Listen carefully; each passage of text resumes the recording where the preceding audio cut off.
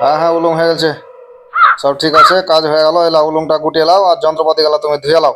মিস্ত্রি এখনো কিন্তু এই 6টা বাজেনি বুঝলে, 5:30 বাজছে। ঠিকাদার আইলে কিন্তু আবার চেঁচামেচি করবে বুঝলে।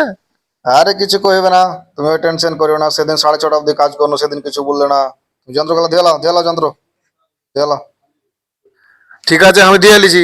এই তো ঠিকাদার চিল্লাই, তুমি করবে বলবে, আমি কিছু জানি না। কি ব্যাপার মিস্ত্রিরা, যন্ত্র ধুয়ে নিলেছে, কাজ ছেড়ে দিলে নাকি?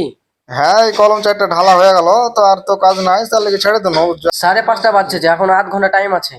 আছে তো, ঢালাই হয়ে গেল, তার লেগে ছেড়ে দেন। সকাল থেকে একটু খাটাখাটনিটা বেশি হয়েছে তো। বুঝছি যে খাটাখাটনি বেশি হয়েছে, তো আর তো আধ ঘন্টা টাইম আছে, রিং গালা বানতে এক। অত বুঝতে পারছি, কিন্তু কাজ হয়ে গেল তো, মনে কোনো সকালে ছেড়ে দিব।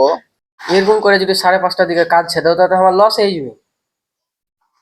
কেন সেদিন যে 6:30টার সময় কাজ করলো, সেদিন তো কিছু বললে না।